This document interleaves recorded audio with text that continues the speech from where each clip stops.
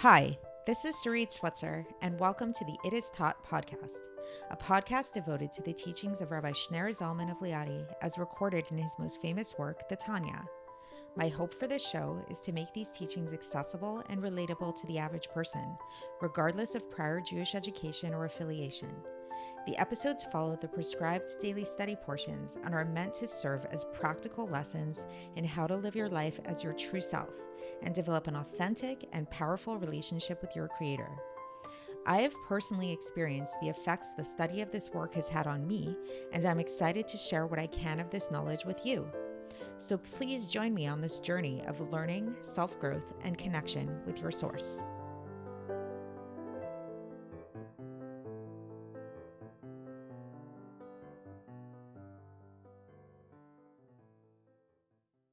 Hi, and welcome to the It Is Taught podcast. This is episode 401 for the 4th of Teves in a regular year.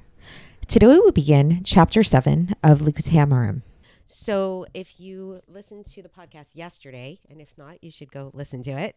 And we started talking about how if you start to become familiar with these terms, remember I mentioned that these terms are going to come up over and over and over again. So we started to learn what the term Klipos mean. Klipos are these shells that God uses to conceal his godliness in the world, because everything essentially is godliness, but God created a mechanism by which his godliness will be concealed within the world.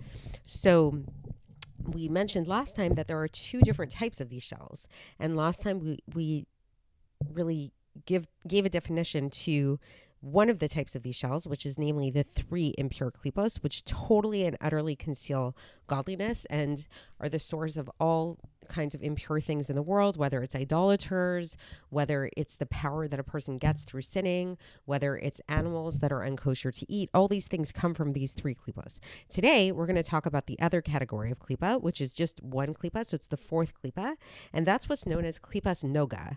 Nogah literally means luminosity.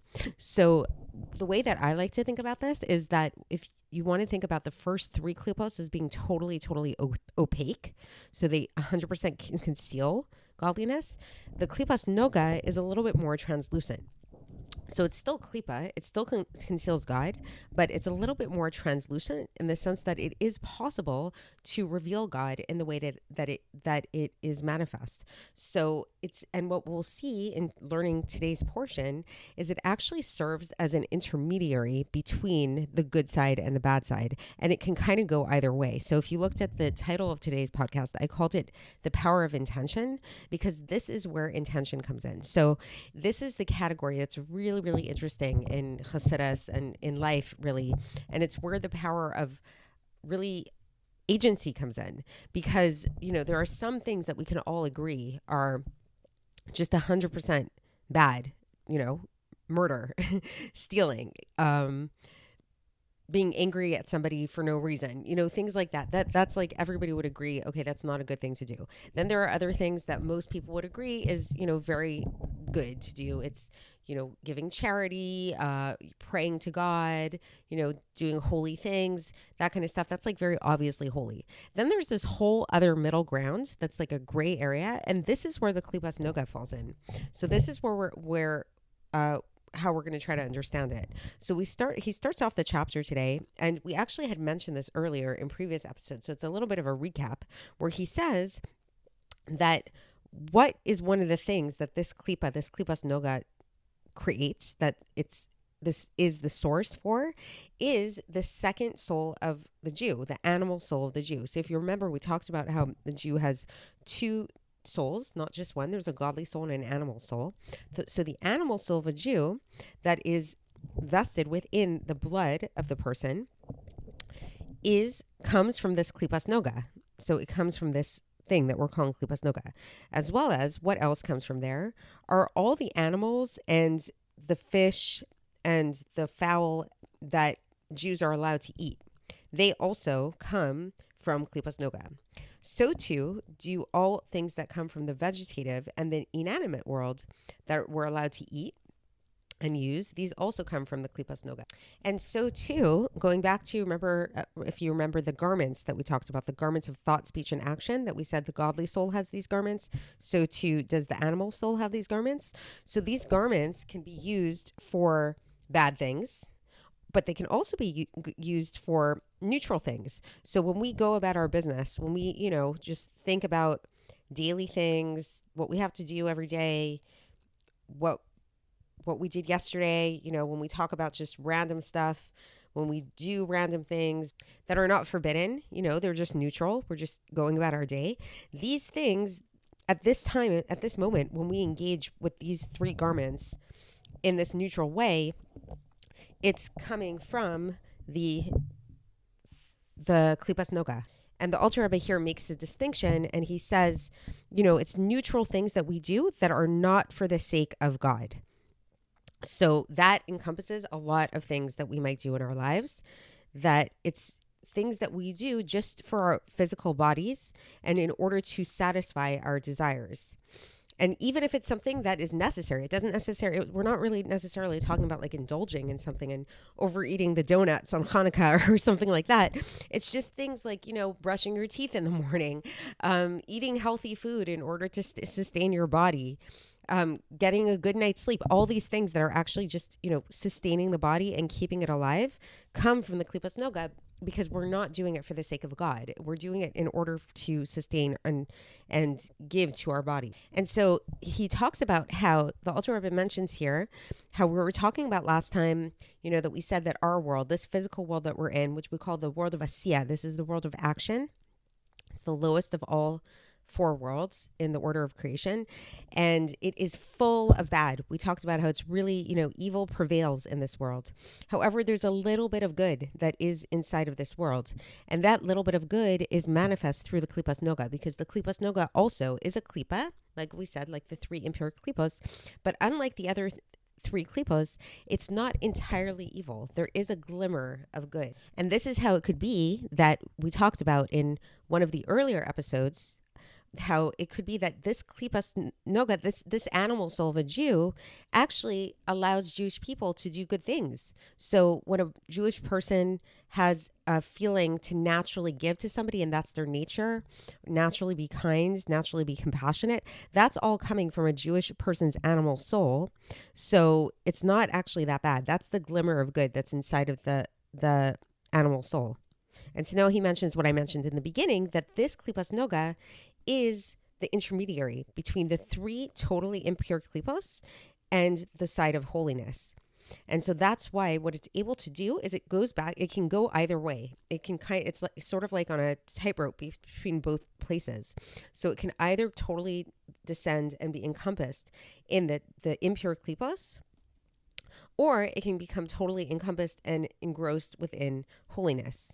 And the way that this happens, that it would become totally holy, is that the good that's found within this Klipas Nogah, like we mentioned that there's a little bit of good within it, it becomes refined and rectified, and it rises up and rises back into the holiness. So now the Alter Rebbe gives a few examples of how this could take place. Like, what are we talking about here, where the good within the Klipas Nogah gets refined and elevated in this way? So for example, it could be, let's say somebody is eating really, really good meat and having really good wine, like really rich meat and really rich wine. But why are they doing this? They're doing this in order to expand their mind, so that they have a good mind to understand Hashem, understand God, and understand His Torah. And we find an example of this in the Gemara in Yoma, Masachet Yoma 76b, where the great sage Rava said that wine and fragrance make my mind more receptive. So you might have had this experience before. Let's say you're trying to study something and it's really hard for you to study. I know I have this experience sometimes. I forget to eat. And all of a sudden I'm really having trouble, focusing on something. And I think, oh my gosh, you know what? I actually forgot to eat. And then if you eat some good meat, and even sometimes some good wine, and it really just grounds you, and it really gives you that ability to think clearly. So if you use wine and meat in this way, this is an example of using the Klipas Nogah, because the purpose of why you're using these things is in order to learn Torah. So that is actually going to elevate them back to the holiness. Another example would be for in order to keep the mitzvah of having pleasure for Shabbos and Yom Tov. It's called Oneg Shabbos and Yom Tov. So there's a big mitzvah. If you look at all the Jewish holidays, including Shabbos, what do they all have in common? Maybe with the exception of Yom Kippur, is it's all about eating, right? Even Yom Kippur actually is about eating because we eat so much the day before Yom Kippur too. So if somebody is using the foods and really good foods in order to beautify and to derive pleasure on Shabbos and Yom Tov, this is, again, a very holy way to use these physical foods.